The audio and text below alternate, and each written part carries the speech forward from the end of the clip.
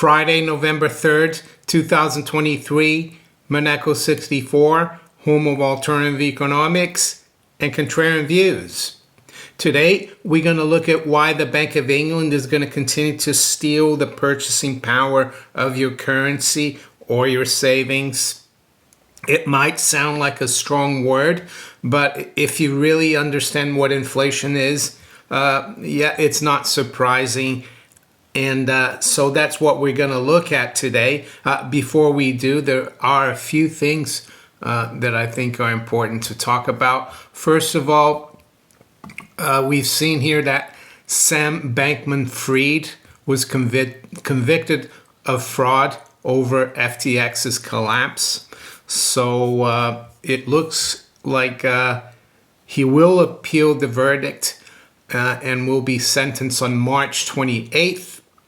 And it says here in the FT, he would face 110 years in prison if he receives the maximum penalty on all counts on which he was convicted, although most defendants receive a lesser sentence. So there you go. It's just about a year ago that this case came to the fore. I had never heard of the guy. I had never heard of FTX.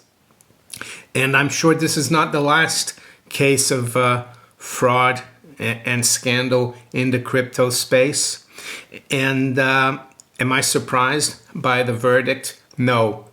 I recommend you follow CoffeeZilla on YouTube. He does a great job of unearthing fraud.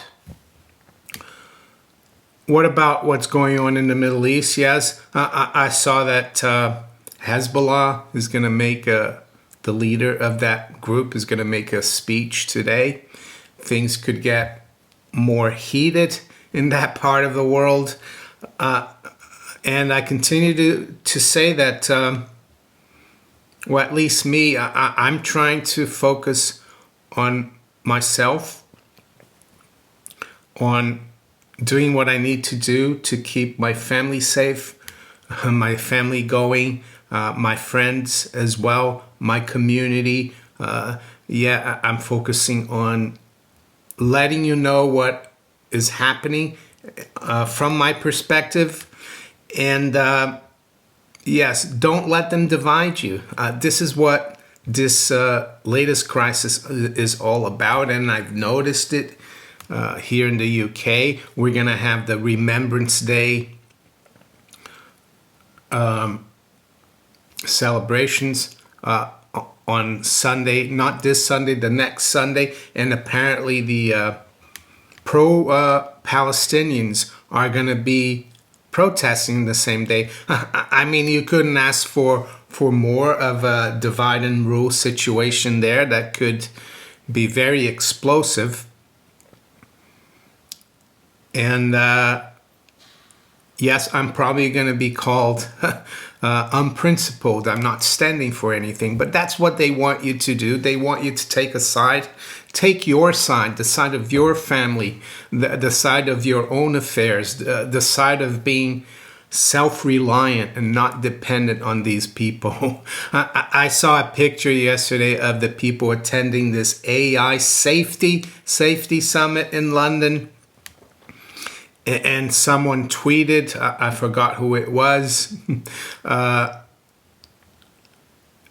it said, these are the last people I'd want to work on AI safety.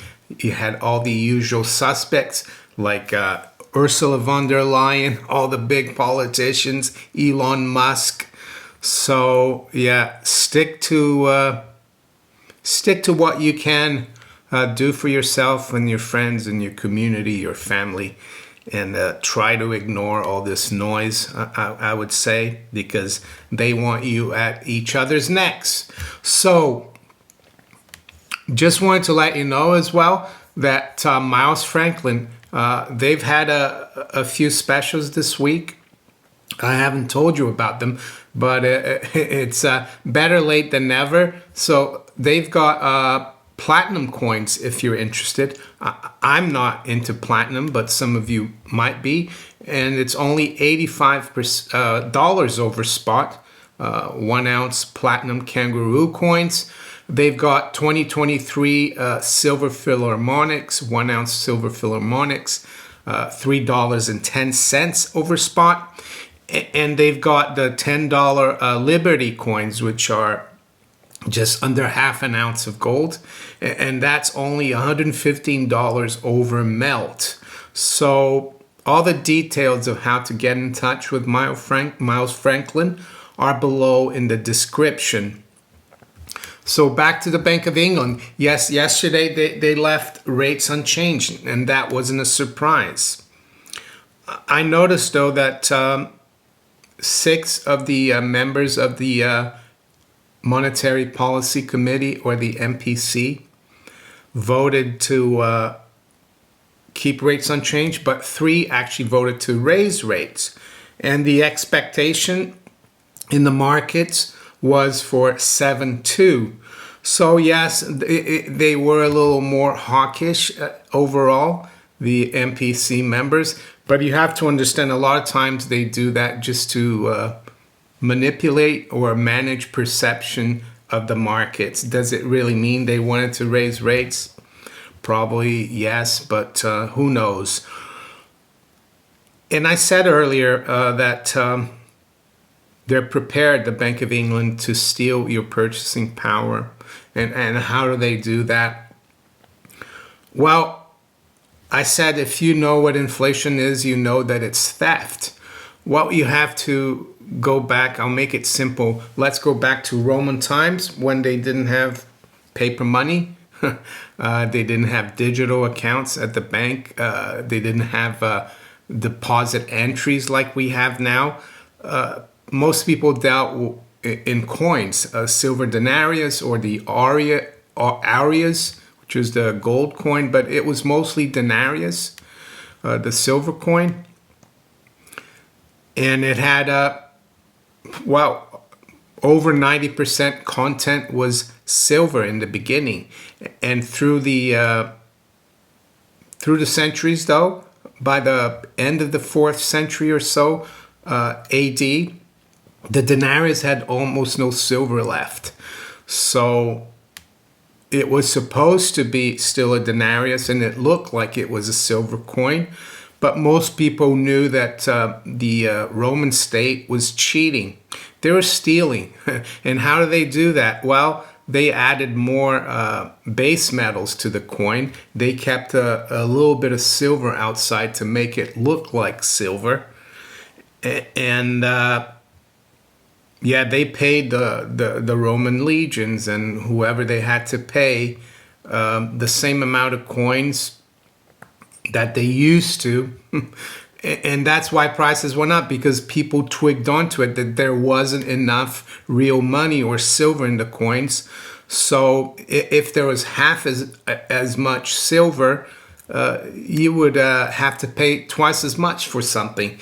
And that's what inflation is. Of course, nowadays, we've been so far detached from real money, i.e. gold and silver, that we don't even understand anymore.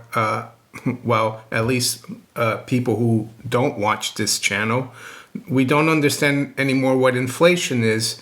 They tell us, of course, that inflation is the consequence of inflation, which is rising prices, which is completely nonsensical.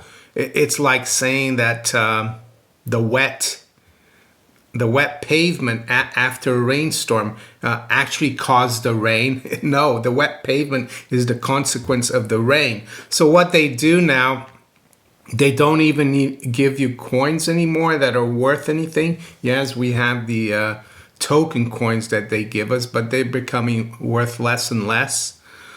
The last time we had any silver in the coinage in the UK was in 1946, where we had 50% silver.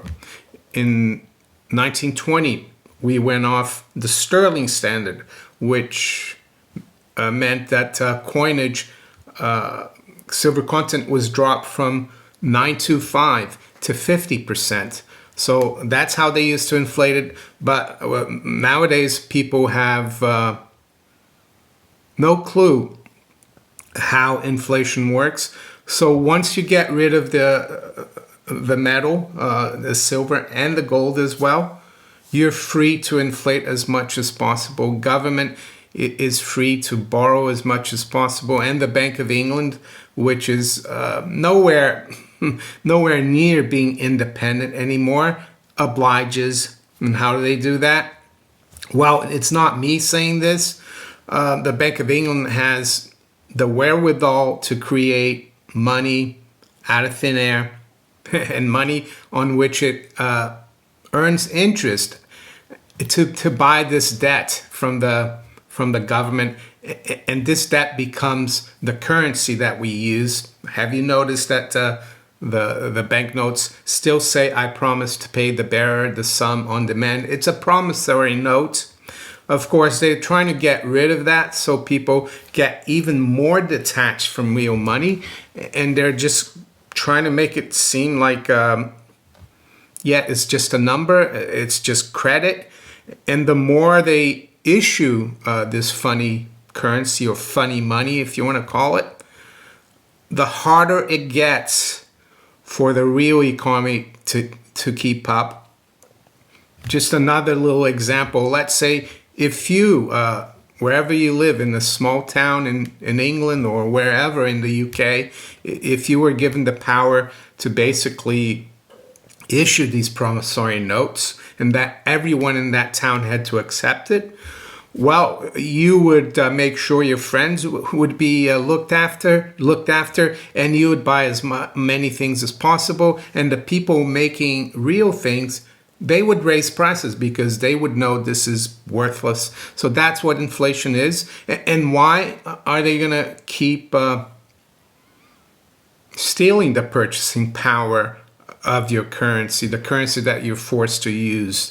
Well, because they're inflating at a much higher rate than they are giving you interest on your savings. So right now, their inflation rate, and I say this because it's not real inflation, it's the consequence thereof, but you can bet that the money supply and the credit is growing even faster than the CPI, which is right now around 6.7 or 6.2. Doesn't really matter. And you can also watch my video from May 2022, where I noticed that the Office of National Statistics has completely changed the way they calculate CPI all the way back to 1949. So that's changed the average CPI from 1997 to 2020 from 2.7%,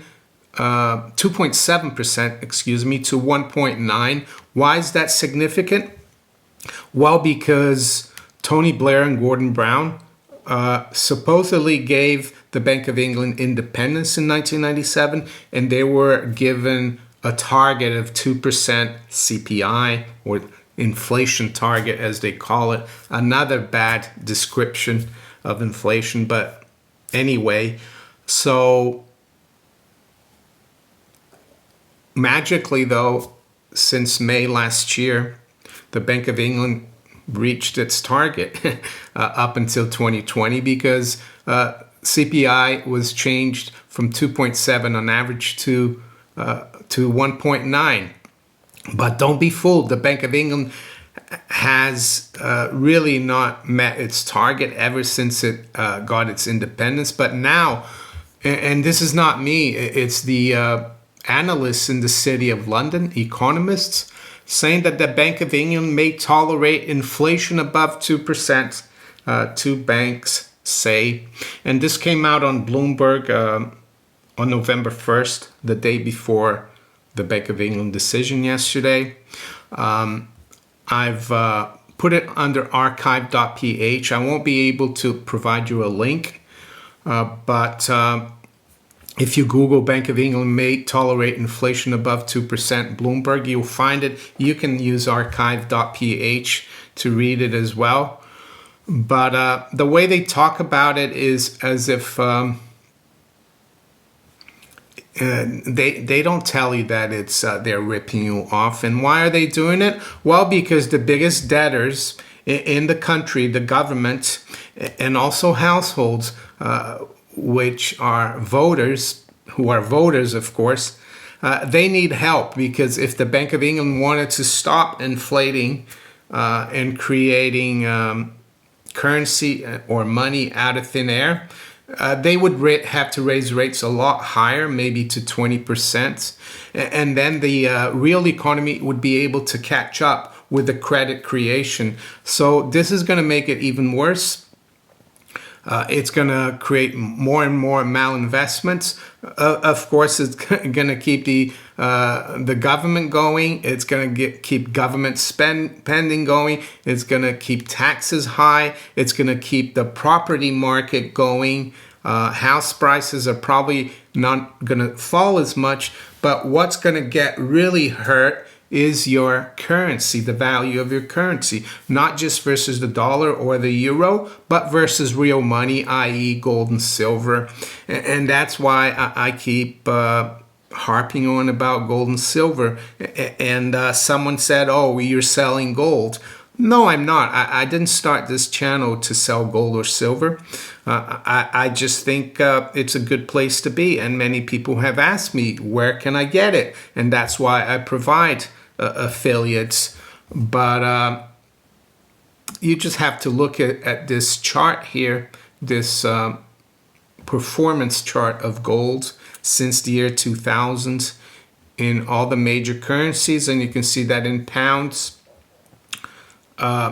we've had a 10.6% return per annum on average since the year 2000. So that means gold is protecting your purchasing power there. Might not be perfect, but over the long term it is. And this chart, when this chart was compiled a few months ago, the 2023 performance of gold in pounds was 5.3% year to date. I think now we're approaching 10%. So there you go. And that's why I keep going on about gold, because it will protect you against this theft of purchasing power. So let's look at the markets then. It's 8:21 a.m. London time. We've got spot gold at 1987. It's up just over $1. High's been 89. The low has been 83. Silver is down 10 cents at 22.65. High's been 82 and the low's been 60. Dow futures is unchanged. Nasdaq is down 50 points. S&P is down 6. To the currencies, sterling is down slightly, 121.95. The euro is unchanged, 106.29. Dollar is unchanged, 150.37 versus the yen, and the dollar is down slightly versus the yuan at 732.23. The Aussie dollar, that's unchanged, 64.40.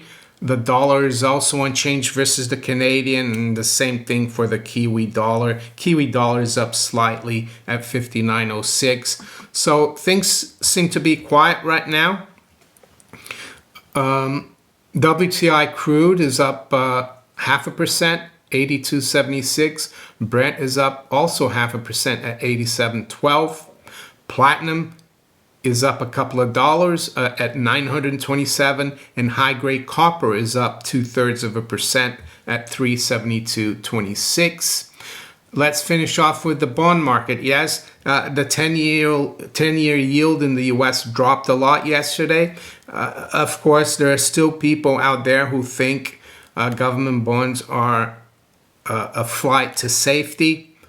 They might be in the short term, but I think that whole mentality is going to change. Eventually, people will realize that government bonds are just as bad as the currency, because they are the currency, except that they're more long-term loans instead of cash. But right now, the 10-year yield is at 4.67. I think it was down over 10 basis points yesterday. The Japanese 10-year yield as well, that's come off a little bit. It's trading around 0.91. I still expect it to go above 1% before year ends. And the UK government bond market, the 2-year yield is, that's come off. But that's good for borrowers like the government and people who have mortgages. It's at 476, while your currency has been debased by about 10%. So there you go. The 30-year is back below 5 at 492. I expect those rates to go a lot higher in the next few years, though. They won't be able to keep this going, and if they do, they'll need to do more QE, and that will just destroy the value of the currency even more versus real things. So that's what it's all about. And with that, I'm going to wish you all a very good day and a great weekend. Take care. Bye.